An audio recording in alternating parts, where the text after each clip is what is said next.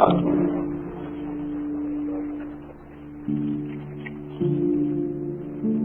एक बहुत पुरानी कथा है। किसी पहाड़ की दुर्गम चोटियों में बसा हुआ एक छोटा सा गांव था। उस गांव का कोई संबंध बृहत्तर मनुष्य जाति से नहीं था। उस गांव के लोगों को प्रकाश कैसे पैदा होता है इसकी कोई खबर न थी, लेकिन अंधकार दुखपूर्ण है, अंधकार भयपूर्ण है, अंधकार अप्रीतिकर है, इसका उस गांव के लोगों को भी बोध होता था। उस गांव के लोगों ने अंधकार को दूर करने की बहुत चेष्टा की। इतनी चेष्टा की कि वे अंधकार को दूर करने के प्रयास में करीब करीब समाप्ति हो गए। वे रात को टोकरियों में भरकर अंधकार को घाटियों में फेंक आते, लेकिन पाते कि टोकरियां भर के फेंक भी आए हैं, फिर भी अंधकार अपनी ही जगह बना रहता। उन्होंने बहुत उपाय किए, वो पूरा गांव पागल हो गया अंधकार को दूर करने के उपायों में। अंधकार को धक्के देने की कोशिश करते, तलवारों लाठियों से अंधकार को धमकाते, लेकिन अंधकार न उनकी सुनता, न उनसे हटता, न उनसे मिटता। और अंधकार को मिटाने की कोशिश में और बार बार हार जाने के कारण वे इतने दीनहीन, इतने दुखी, इतने पीड़ित हो गए कि उन्हें जीवन में कोई रस, जीवन में कोई आनंद फिर दिखाई नहीं पड़ता था। एक ही बात दिखाई पड़ती थी कि शत्रु की तरह अंधकार खड़ा है और उस पर वे विजय पाने में असफल है। आखिर वो गांव अंधकार को दूर करने की कोशिश में पागल हो गया। उस गांव से एक यात्री भूला भटका हुआ पहाड़ों पर किसी दूसरे गांव का पहुंचा। उस गांव से निकला, उसने उस गांव की हालत देखी, वो हैरान हो गया। उसे विश्वास न आया कि अंधकार को दूर करना भी इतनी कठिन बात है क्या? अंधकार से भी हारने की कोई वजह, कोई कारण है क्या? उसने उस गांव के लोगों को कहा कि पागल हो तुम, अंधकार बहुत शक्तिशाली नहीं है। तुम इसलिए नहीं हारते हो कि अंधकार शक्तिशाली है और तुम कमजोर हो। तुम हारते इसलिए हो कि तुम अंधकार को सीधा हटाने का उपाय करते हो। अंधकार सीधा नहीं हटाया जा सकता है, इसलिए नहीं हटाया जा सकता कि अंधकार की कोई सत्ता, कोई एग्जिस्टेंस ही नहीं होता है। अंधकार तो केवल प्रकाश की अनुपस्थिति का नाम है, वो तो केवल प्रकाश की एब्सेंस है। उसका अपना कोई होना नहीं है कि तुम उसे हटा सको।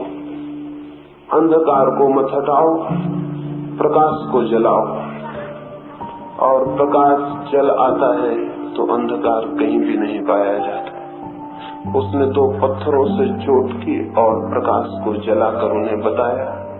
वे हैरान हो गए, वे अपनी आंखों पर विश्वास न कर सके कि जो बात इतनी कठिन थी वो इतनी सरल निकलेगी।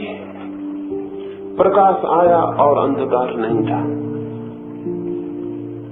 पता नहीं ये कहानी कहाँ तक सच है, और सच हो या न हो इससे कोई फर्क नहीं पड़ता, लेकिन पूरी मनुष्य जाति अंधकार को दूर करने में लगी हुई है। और अंधकार को दूर करने की इस चेष्टा में अंधकार तो दूर नहीं होता, प्रकाश भी उपलब्ध नहीं होता, लेकिन मनुष्य जरूर दीनहीन, फ्रस्ट्रेटेड, मनुष्य जरूर चिंतातुर, मनुष्य जरूर तनाव से भर जाता है। और इस सीमा तक ये बात पहुंच जाती है कि मनुष्य विक्षिप्त हो उठता है। आज हम करीब करीब रुग्ण और विक्षिप्त हैं, और इस सारी विक्षिप्तता के पीछे, इस पागलपन के पीछे जिसमें मनुष्य जाति ग्रसित है, मनुष्य के चित्त की रुग्णता के पीछे एक ही बात काम कर रही है, वही जो उस गांव में काम कर रही थी। हम अंधकार को दूर करने के प्रयास में संलग्न,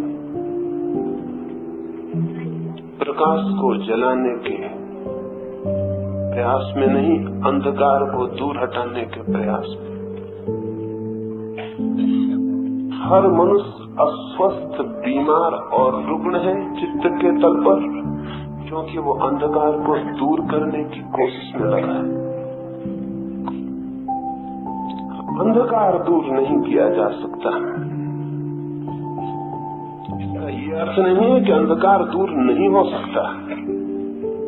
अंधकार निश्चित ही दूर हो जाता है, लेकिन प्रकाश के जलने से। सीधे अंधकार के साथ कुछ भी करने का उपाय नहीं है, वो है ही नहीं, उसके साथ करने का उपाय होगा कैसे? हम सब एक नेगेटिव, एक नकारात्मक जीवन विधि से पीड़ित हैं, अंधकार को दूर करने की विधि से पीड़ित हैं।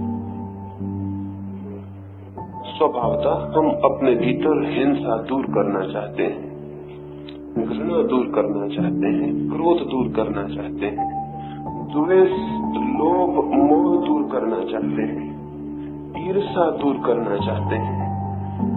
ये सब अंधकार है, इनको दूर नहीं किया जा सकता सीधा, इनकी अपनी कोई सत्ता नहीं है। क्रोध, घृणा, द्वेष या ईर्ष्या किसी के अभाव है, किसी प्रकार की अनुपस्थिति है, स्वयं किसी चीज की मौजूदगी नहीं है। अनुपस्थिति है, जैसे अंधकार प्रकाश की अनुपस्थिति। घृणा को दूर नहीं किया जा सकता सीधा, न द्वेष को, न ईर्ष्या को, न हिंसा को। और जब हम इनको सीधा दूर करने में लग जाते हैं, तो अगर हम पागल न हो जाएं तो और क्या होगा? क्योंकि वे दूर नहीं होते। उनको दूर करने की सारी कोशिश व्यर्थ सिद्ध हो जाती है, और जब वे दूर नहीं होते तो दो ही उपाय रह जाते हैं, या तो व्यक्ति पागल हो जाता है या पाखंडी हो जाता है। जब वे दूर नहीं होते तो उन्हें छिपा लेता है, ऊपर से जाहिर करने लगता है वे दूर हो गए, और भीतर वे उबलते रहते हैं, भीतर वे मौजूद रहते हैं, भीतर वे चित्त की परतों पर सरकते रहते हैं। ऐसा दोहरा व्यक्तित्व पैदा हो जाता है, एक जो ऊपर से दिखाई पड़ने लगता है और एक जो भीतर होता है। इस द्वैत में इतना तनाव है, इतनी अशांति है, इतनी कॉन्फ्लिक्ट है, होगी ही, क्योंकि जब एक आदमी दो हिस्सों में टूट जाएगा, एक जैसा वो है और एक जैसा वो लोगों को दिखलाता है कि मैं हूं। मैंने सुना है लंदन में एक बहुत अद्भुत फोटोग्राफर था, उसने अपने स्टूडियो के सामने एक तख्ती लगा रखी थी। उस तख्ती पर उसने लिख रखा था, अपनी फोटो उतारने के दाम की सूची लिख रखी थी। उस पर उसने लिख रखा था, जैसे आप हैं, अगर वैसा ही फोटो उतरवाना है तो 5 रुपया। जैसे आप दिखाई पड़ते हैं, अगर वैसी फोटो उतरवानी है तो 10 रुपया। जैसा आप चाहते हैं कि दिखाई पड़े, अगर वैसी फोटो उतरवानी है तो 15 रुपया। एक गांव का ग्रामीण पहुंचा, वो भी चित्र उतरवाना चाहता था। वो हैरान हुआ कि चित्र भी क्या 3 प्रकार के हो सकते हैं, और उसने उस फोटोग्राफर से पूछा कि क्या 5 रुपए को छोड़कर कोई 10 और 15 का फोटो भी उतरवाने आता है? उस फोटोग्राफर ने कहा, तुम पहले आदमी हो जो 5 रुपए वाला फोटो उतरवाने का विचार कर रहे हो। अब तक तो यहाँ कोई 5 रुपए वाला फोटो उतरवाने नहीं आया।